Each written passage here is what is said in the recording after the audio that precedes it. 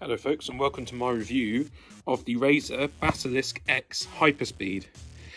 Now, as we start the video, I want to say that the Hyperspeed section here refers to how quickly it can transfer data over USB via its own proprietary 2.4 GHz wireless protocol.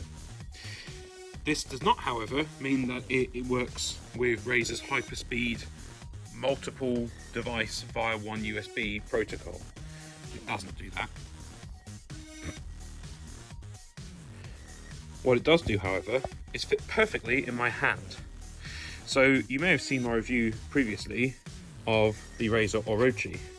Now if I put these two side by side, you can see there's quite a size difference there. This one is more similar in size to a Razer Huntsman, which is a bit more expensive than this if you want the wireless version. But this one fits absolutely perfectly in my hand, as I said. You see your thumb rests there.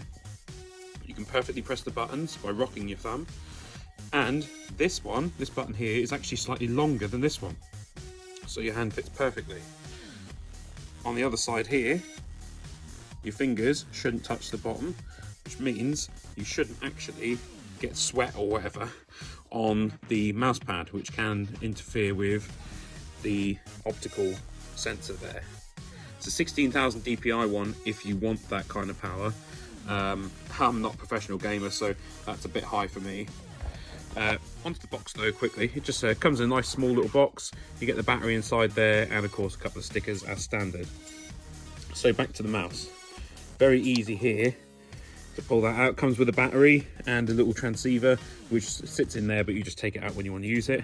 And this just basically sits on there. It's magnetic and sits nicely in there, nice and easy. This one doesn't light up or anything. The one that lights up is probably twice the price of this, but it does include the Hyperspeed system where it can connect to just one USB slot. But a modern motherboard has lots of USB slots. I think mine's got probably 12, and they're all USB 3. So I don't think you've got to worry too much about that. One thing I will say with these Razer things is do not put, for example, the Razer headset and two of these devices into a splitter or a USB sort of splitter because it's too much bandwidth and it'll interfere with your inputs, but also with the quality of the audio. So try and put them all in different sort of USB slots. So the form factor of the mouse is lovely. Looks very cool, kind of futuristic. This is textured here, so that your thumb sits nicely on there. The scroll wheel moves nice and smoothly. You can of course adjust how many lines it moves and whatnot. And you've got a button here on the top, which actually allows you to instantly adjust the DPI. Now I tend to have mine set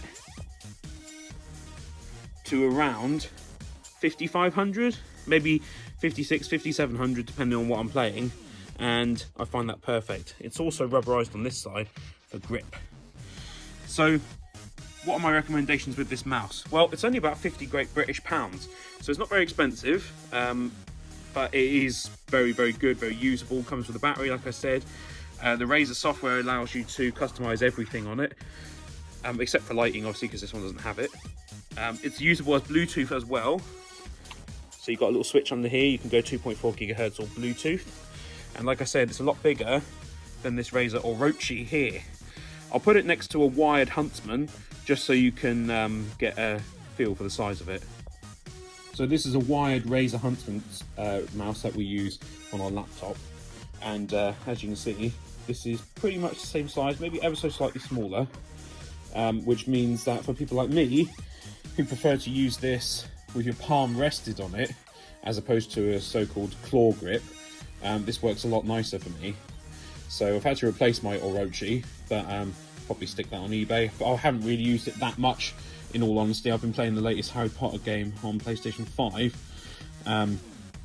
But I'm getting back into the PC scene again. I've been playing a lot of Doom Eternal, and this mouse was great for that. Especially that crazy last boss. That is quite insane.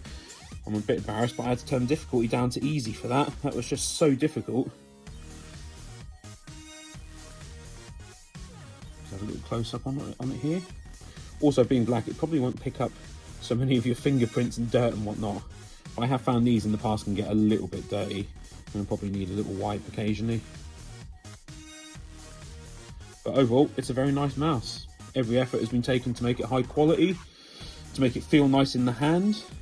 It's got a cool design, it looks good. I would like some RGB, but I really don't think it's worth the extra money. And the more expensive version does have a higher DPI, but in all honesty, at 16,000 I probably wouldn't be able to control it anyway. It automatically syncs up with its little USB wireless dongle, or like I said, you can make it Bluetooth, which means you can put it with any computer that's got Bluetooth. So plenty of options there as well.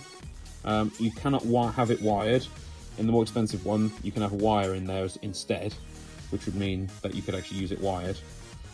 But for me, unless it's a laptop where the mouse is always right next to it, like this one, I would prefer it to be wireless, because otherwise I'm trading cables everywhere. So that's been my review of the Razer Basilisk X Hyperspeed mouse. I hope you've enjoyed it. If you have, remember to hit that like button, leave me a comment, subscribe, feel free to check out my Patreon, and I'll see you in the next video. Thank you for watching and have a great day.